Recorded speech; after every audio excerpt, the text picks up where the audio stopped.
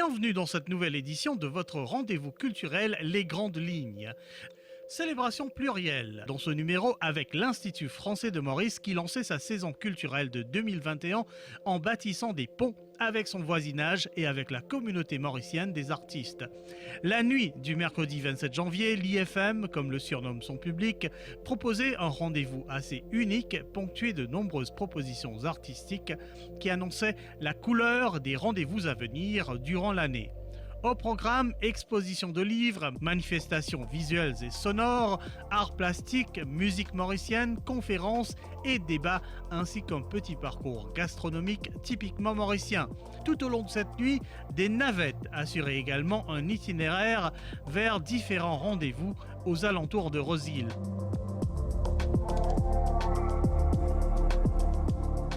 La Nuit des idées, c'est un événement mondial organisé par l'Institut français à Paris et dans le réseau des instituts français à travers le monde. C'est une nuit pour débattre, échanger et il y a à chaque fois un thème fil rouge. Cette année, c'était le thème proche, au pluriel, comment être proche. Et à Maurice, on a décidé de décliner sous le thème de la proximité et du voisinage. Et on a appelé cette Nuit des idées voisin-voisine.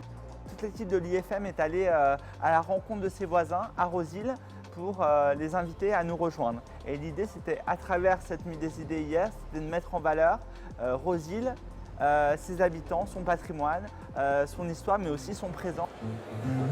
IFM, bonsoir.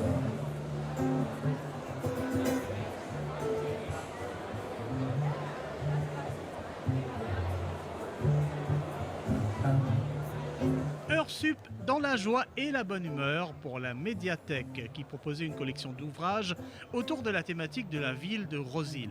Certains livres traitaient de la ville et d'autres étaient signés par les auteurs venant de la région.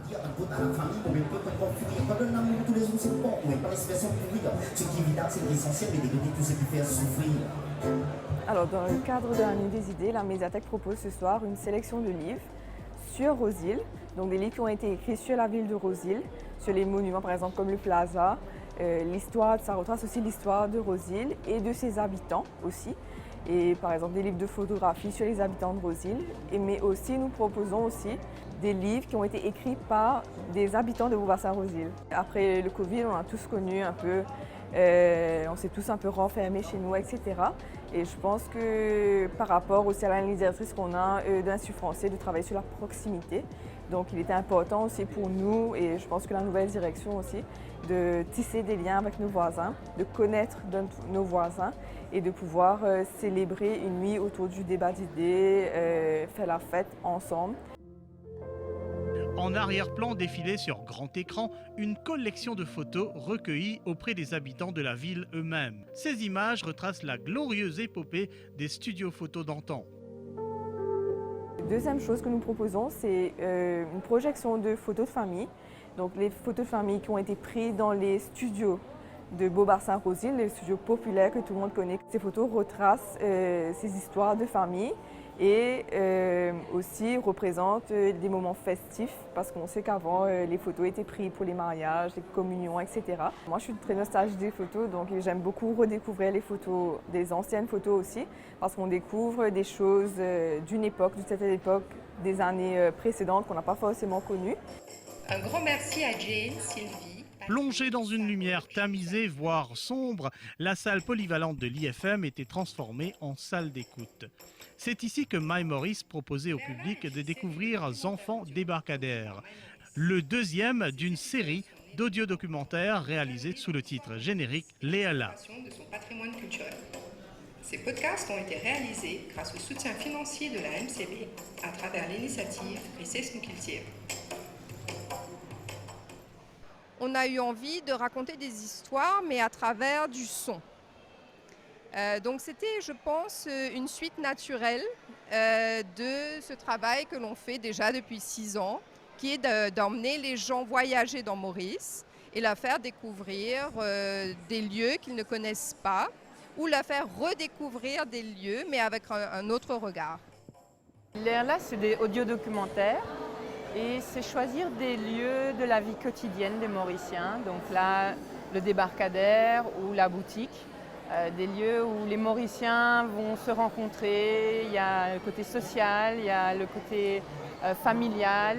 Et c'est surtout des lieux qui traversent les générations et aussi les communautés. Donc c'est vraiment des lieux mauriciens par excellence.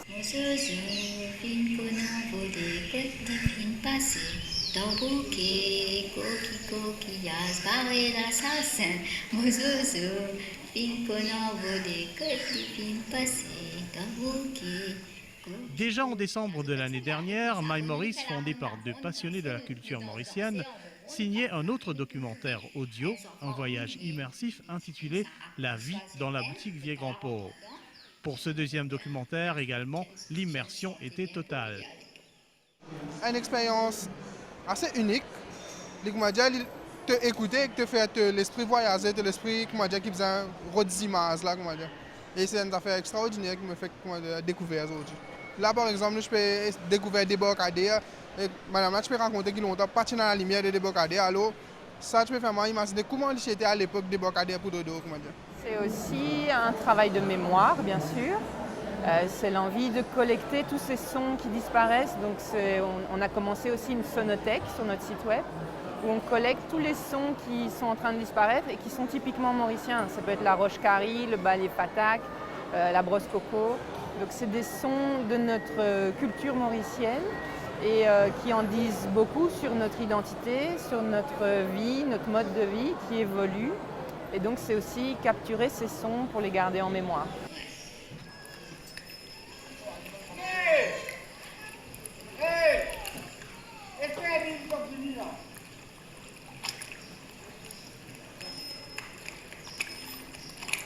Un truc qui m'a vraiment touchée, c'est que les enfants, ils jouaient avec des boîtes de sardines, des boîtes de tomates, etc.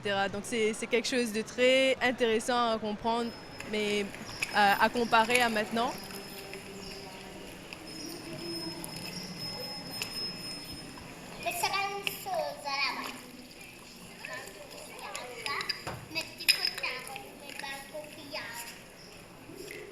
Nous, on a eu vraiment envie de raconter une histoire mauricienne à des Mauriciens. Et aussi, il y a eu un parti pris de ne pas avoir de voix off qui explique les choses. Donc, on est plongé dans la boutique, on est plongé dans le débarcadère, dans la vie du débarcadère. Donc, les gens qui interviennent dans nos podcasts, on les a rencontrés depuis très longtemps. On a déjà beaucoup passé de temps avec eux, partagé des choses. Ils ont bien compris notre travail, notre message, notre mission qu'on voulait accomplir. Et c'est en ça que c'est plus un documentaire anthropologique que journalistique.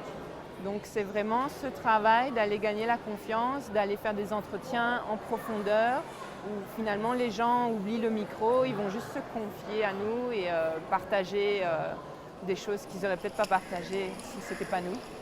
Les réalisations sonores de My Maurice ainsi qu'un ensemble de blogs relatifs au patrimoine restent accessibles en ligne sur le site mymaurice.mu. Une plongée transmédia vers ces aspects typiques de notre île, de l'histoire aux traditions, en passant par des découvertes virtuelles de nos villages folkloriques. Alors c'est là, je ne reconnais ça pour l'entrée. Mais ça les enfants des débarcadères. En fait, c'est trop normal. Parce que nous dans des débarcadères, par exemple, au cœur du bâtiment s'imposait une exposition monumentale. Une mémoire de rue signée Tristan Bréville et son fils Frédéric rassemblait deux visions croisées de Rosils avec 20 ans d'écart. À 2 décennies d'intervalle, père et fils auront photographié l'artère principale de Rosils sur 18 km de Saint-Jean à Coromandel. Une installation qui nous rappelle la marche inéluctable du temps.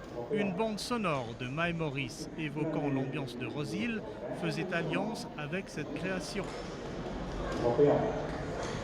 Le projet est né, c'était d'abord un devoir de mémoire. Et le projet est né en 1996 parce que en cette année-là, la ville de Beaubassin-Rosils, les villes sœurs, allait fêter ses 100 ans. Donc j'avais décidé, moi, de mémoriser toute cette rue-là. Donc c'est sur 18 km de route, côté gauche et côté droite. J'attendais le lever de soleil et puis le coucher de soleil de l'autre côté. C'est comme ça. J'étais accompagné d'un assistant aussi parce que 18 km c'est beaucoup. Et on transportait le matériel, mais il fallait faire tout ça en une seule journée. Et qui plus est, c'est que c'était sur pellicule. Il n'y avait pas le numérique en ce temps-là. Donc ça fait 1200 négatifs sur argent. Le côté pile de cette installation, des photos prises il y a 20 ans, témoigne de la passion de Tristan Bréville pour le médium photographique. Pendant des décennies, il aura aussi soigneusement conservé un patrimoine visuel au musée de la photographie. Aujourd'hui, au moment de passer le relais, il contemple avec appréhension l'avenir incertain de cette collection. Le musée ressent certainement l'impact de la Covid-19 sur le tourisme mondial, une clientèle dont il dépendait beaucoup. De l'autre côté, divers facteurs menacent la pérennité de ce musée qui abrite un morceau de notre passé. Si on met la Covid de côté, c'est une affaire, le temps. C'est le temps qui joue contre nous. Le temps d'abord, c'est l'humidité. Quand il pleut, les photos prennent un sacré coup, donc on n'a pas les moyens. Nous avons voulu être à la hauteur, comme les grands musées de la photographie en Europe, mais malheureusement, on n'a pas pu avoir ces moyens-là. Quand vous voyez ces photos-là de Bois-Saint-Rosile, comme c'est sur émulsion chimique, donc avec l'IFM, on essaye de sauver ça. Il y a à peu près 1600 photos ou 1600 négatifs qui ont été scannés. On n'a pu montrer que 60 seulement là. Mais les négatifs sont en train d'être détériorés.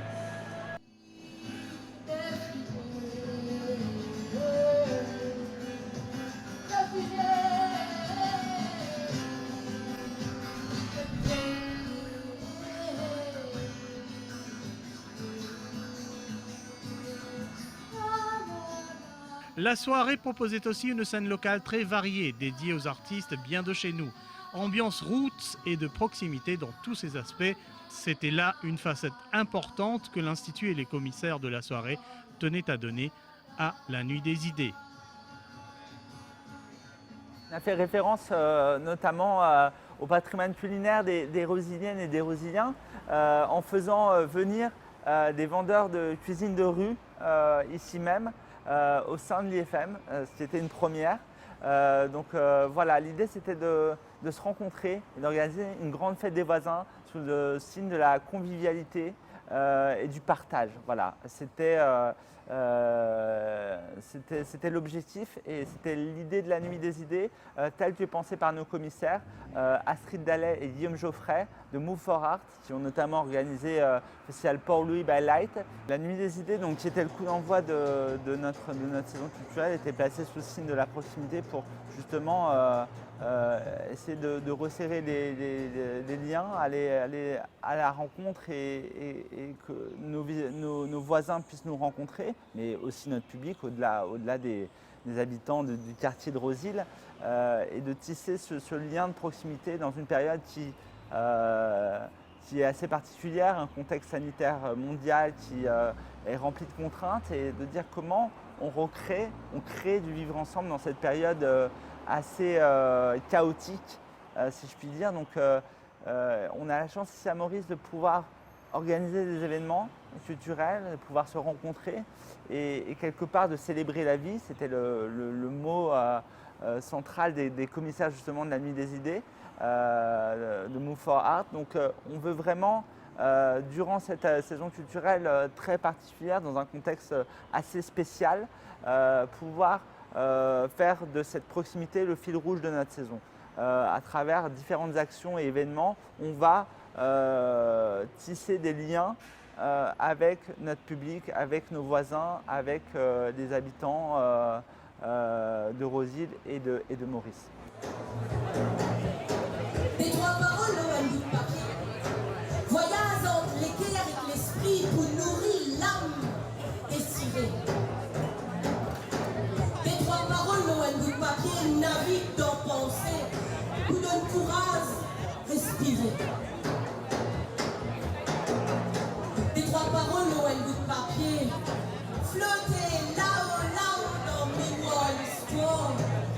dénonce barbarie. Des trois paroles au Wandou papier, enterrées dans la paix à Maurice Péacan, tout pense l'envol. Des trois paroles, depuis la paix à Maurice.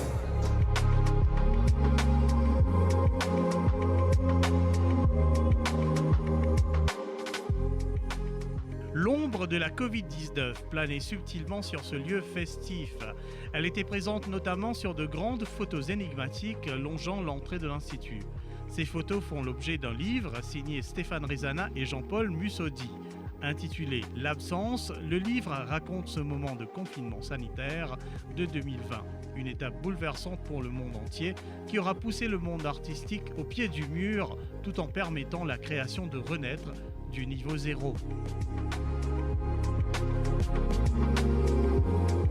Donc le livre en question, il s'appelle L'absence. L'absence, c'est un projet qui nous réalisé pendant le confinement en 2020. C'est-à-dire qu'il nous a commencé le 20 mars et nous arrêté le 4 mai, c'est-à-dire la période du confinement, le lockdown à Maurice. Et l'idée, c'était sillonner Maurice et faire une photo, montrer différentes formes d'absence. L'absence de gens, l'absence de trafic, de circulation, l'absence de pollution, l'absence d'émotion dans certains lieux. Donc c'est tout ça qu'on a fait, l'absence de contact. Et l'idée c'était vraiment explorer l'île Maurice tout entier et montrer pendant toute cette période de renfermement comment Maurice y était. Et c'est ça qu'il nous fait à travers un livre de plus de 200 pages et environ 400 photos.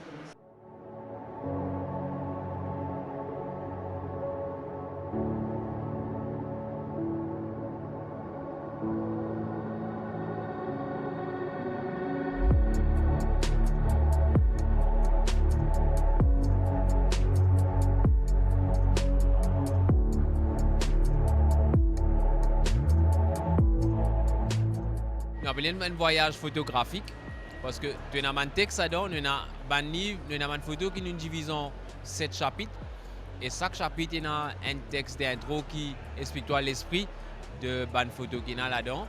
Mais même pour nous c'est un album photo, on a voulu juste ajouter un texte pour que tout le monde comprenne un peu la direction et la thématique du projet. La Nuit des idées se voulait donc à la fois une riposte contre les obstacles du nouveau normal post-Covid et une volonté de créer avec les moyens à portée de main. Tout cela avec le concours des prestataires bien de chez nous. C'est un regard intérieur sur Maurice et sa richesse culturelle comme élément d'une reconstruction et comme ciment fédérateur d'un meilleur vivre ensemble. Cette saison culturelle se construira donc essentiellement en collaboration avec l'art et l'expertise de Maurice. Il est clair que les mobilités entrantes d'artistes, etc. Seront réduites cette année, voire nulles en fonction de l'évolution du contexte sanitaire. Donc on s'est dit on va s'adapter et notre objectif c'est de justement en s'adaptant de travailler étroitement avec l'écosystème culturel mauricien. Ça c'est très important et de donner toute la place à la créativité et aux artistes qui sont présents à Maurice. C'est pourquoi l'IFM a décidé de structurer sa saison culturelle autour de la question des chantiers. Donc l'IFM va ouvrir ces différents espaces à des résidences artistiques pour transformer ces espaces, les faire évoluer. Et donc on a décidé de lancer 3 chantiers in situ qui vont se dérouler de février à juin prochain. Ces 3 chantiers concernent ce lieu où nous nous trouvons là actuellement, qui est l'espace cuisine. Et donc du coup ça sera un lieu qui s'appellera Baudelaire, qui va être repris par un chef, Fabio. On va profiter de sa venue et de l'ouverture prochaine de ce nouveau espace de restauration bistronomique pour refaire l'espace, géographiquement l'espace café. Donc il va être réaménagé. On va avoir un deuxième chantier qui est celui de l'amphithéâtre et de l'agora qui vont être transformés en un théâtre de verdure avec une végétalisation. Donc il va y avoir une évolution aussi de cet espace central de l'IFM. Et enfin le troisième espace qui va faire l'objet d'une vraie évolution d'un chantier, c'est celui de la médiathèque où on va revoir l'espace intérieur de la médiathèque, mais on va également pousser les murs de la médiathèque pour faire venir l'offre de la médiathèque au-delà des murs même de l'enceinte de la médiathèque et aller avec un livre par exemple dans le théâtre de verdure, dans l'agora, dans le jardin même de l'IFM. Voilà. Et toutes ces évolutions vont être conduites par Émilien Gibaud, qui va être notre chef de chantier pour cette période de février à juin. Donc là aussi on est très heureux qu'il ait accepté notre proposition, et l'idée de travailler avec Émilien, c'est aussi de fédérer tout un tas d'artistes, d'intervenants, tous plus talentueux les uns que les autres, qui vont venir contribuer in situ à l'évolution de l'IFM. Ces chantiers vont vraiment structurer cette première partie de saison, mais on va également avoir durant ces chantiers 3 temps forts. Donc on a eu le premier qui était à la Nuit des idées, on vient d'en parler. Le deuxième sera organisé à l'occasion de la francophonie, donc le mois de la francophonie c'est en mars. On va notamment avoir 2 temps forts. Le 8 mars, on va avoir une journée consacrée aux femmes francophones de Maurice.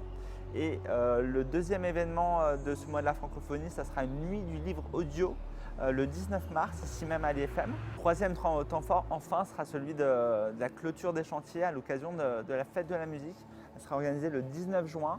Ça sera un peu l'inauguration de nos nouveaux espaces, la découverte des espaces revisités de l'IFM. Et on pourra découvrir l'IFM comme une oasis en cœur de ville, où on pourra vivre de nouvelles expériences culinaires, artistiques, liées au livre également, et à tout ce qui va avec, un ensemble de savoirs et d'autres surprises qui viendront ensuite dans le reste de l'année.